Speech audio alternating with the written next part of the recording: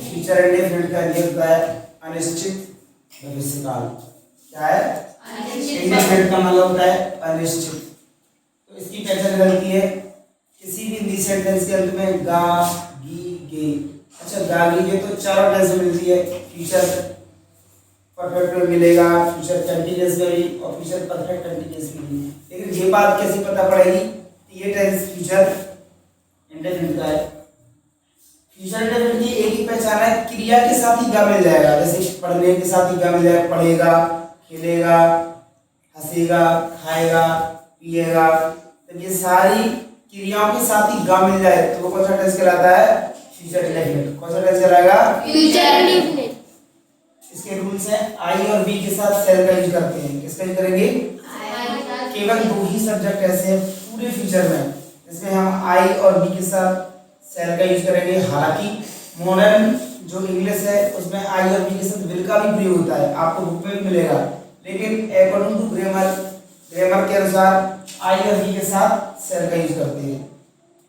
और other subject, other माने अन्य, सब्जेक्ट्स माने कर्ता, अन्य कर्ताओं के साथ हम विल का यूज करते हैं और मुख्य क्रिया की फर्स्ट फॉर्म का प्रयोग करते हैं। वास्तव में क्रिया ही टेंस है। क्या है? क्रिया ही टेंस है। Affirmative verb subject plus will shall plus main verb की फर्स्ट फॉर्म प्लस ऑब्जेक्ट। जैसे वह मेरे घर आएगा तो ही विल, ही के साथ हमने विल क्यों लाया है? क्योंकि हमने क्या देखा था रूल्स में कि आई बी के साथ सेल यूज करते हैं। तो वह मेरे घर आएगा, he will come at my house.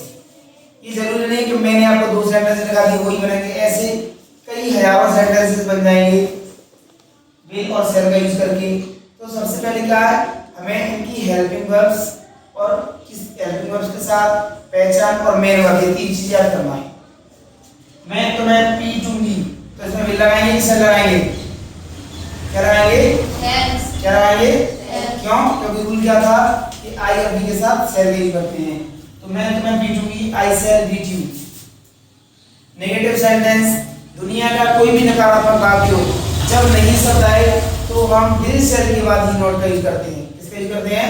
Will शैल के बाद ही नॉट का यूज करेंगे। मतलब जिस कोई भी टेंस हो हमेशा नॉट का यूज करते हैं तो हेल्पिंग वर्ब के बाद ही करते हैं। चाहे इंडेफिनिट का हो, चाहे फ्यूचर इंडेफिनिट का हो, चाहे फ्यूचर कंटीन्यूअस का हो, चाहे प्रेजेंट इंडेफिनिट का हो, किसी भी कहने का तात्पर्य है किसी भी टेंस का वाक्य हो जब नॉट का यूज करेंगे तो हम हेल्पिंग वर्ब के बाद ही करेंगे। जैसे subject plus will shall plus not plus main verb की फर्स्ट फॉर्म प्लस ऑब्जेक्ट। मैं तुम्हारी बात नहीं मानूंगी या मैं तुम्हारी बात नहीं मानूंगा। मैं एक ऐसा विषय सब्जेक्ट है जिसका प्रयोग हम स्त्री के लिए भी कर सकते हैं और पुरुष के लिए भी कर सकते हैं। जैसे आई शैल नॉट ओबे यू, ओबे मान होता है बात मानना। क्या होता है? बात मानना। सेकंड, राधा मुझे नहीं बुलाएगी। तो यह बुलाने के दो अर्थ है, या आप किसी को शादी पार्टी में बुला रहे हैं तो यह कॉल का यूज करेंगे, फिर हम इनवाइट का यूज करेंगे, और वैसे ही नॉर्मली बुला रहे हैं तो कॉल का यूज करेंगे। तो Radha will not call you. First interrogative, वे वाक्य जिनमें वे हिंदी वाक्य जिनमें क्या शब्द पहले मिलता है लेकिन हम क्या शब्द की जगह पे जिस टेंस का वाक्य होता है उसकी हेल्पिंग वर्ब लिखते हैं। Structure will shall plus subject, क्योंकि विल सेल आगे क्यों आ गया? क्योंकि ऐसे हिंदी वाक्य जिनमें क्या शब्द मिलेगा उनमें हम वाक्य को विल सेल से स्टार्ट करेंगे। Will shall subject main verb की first form object plus question mark. तो क्वेश्चन मार्क इंडिकेट करता है कि ये कोई प्रश्न पूछा जा रहा है, क्या, कब, कैसे, क्यों, कहाँ, कितना बजे, कौन सी जगह, किस स्थान पर, कितने बजे से, कितने टाइम से। ये सारे प्रश्नवाचक शब्द हैं जो एक प्रश्न का निर्माण करते हैं। तो will shall subject main verb की फर्स्ट फॉर्म प्लस ऑब्जेक्ट। क्या सोनम पूनम को मारेगी? तो विल सोनम, काम कौन कर रहा है?